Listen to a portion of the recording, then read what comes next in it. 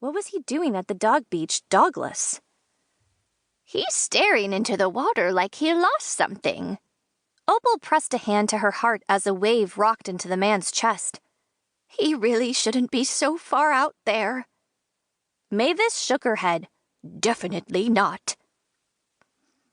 Ursula romped back toward them and spun in excited circles around Molly's mermaid tail. Oh yeah, the costume. Super. Molly was going to have to go out there and warn the stranger about the riptide while she looked like Daryl Hannah straight off the set of Splash in 1984. Not ideal, but she didn't have much of a choice. Molly certainly didn't want the guy to drown, and she was currently the only person in sight who was fully ambulatory. The dog beach was dotted with more walkers and electric scooters than actual canines. Where were the Dalmatian owners? They always helped bring the median age at the dog beach down by a decade. Or 3. He's drifting farther out, Ethel said. Molly, maybe we should do something. I'm on it. Molly took a deep breath and headed toward the shoreline in urgent yet tiny footsteps, since her fishtail was almost as confining as it was glittery. The costume was never a problem on the turquoise vintage Vespa she used to get around the island. Of course, she didn't normally have to rescue swimmers on the way home from work. Ursula romped after Molly, just like she always did. Don't worry, we're just going to stand right at the edge of the water and yell at that guy to come back to the shallows. We'll be on the couch in front of the Great British Baking Show before you know it. Molly said, not altogether sure if she was talking to her dog or herself. Possibly both.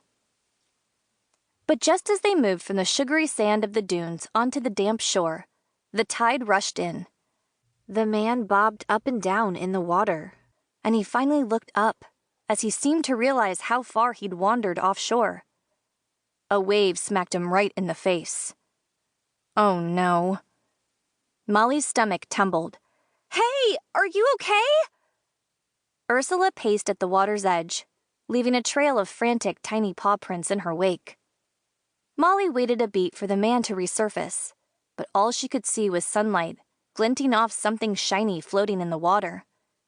She shaded her eyes with her hand. Eyeglasses. Not a good sign at all, considering they were missing the head that they belonged to. Wait here, she said to Ursula. I'm going in.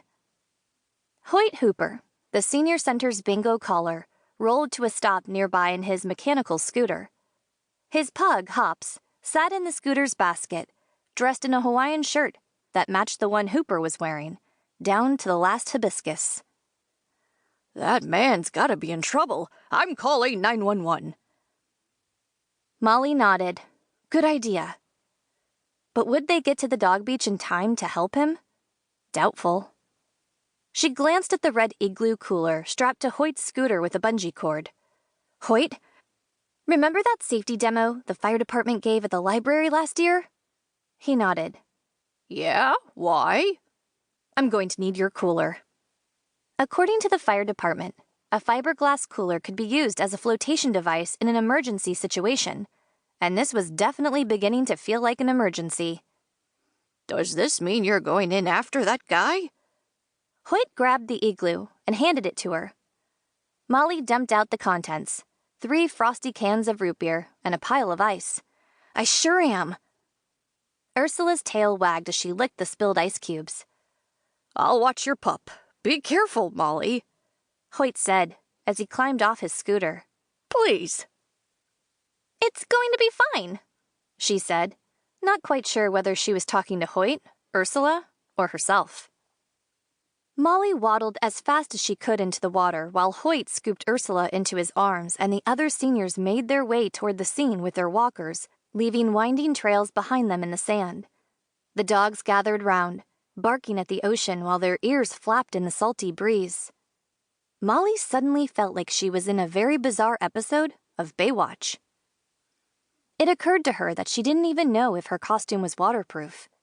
She'd never actually gotten it wet before. Some mermaid she was. She held her breath, dove into the waves, and breaststroked her way with one arm to the place where the man had disappeared, clutching the cooler tightly with the other. The water this close to shore was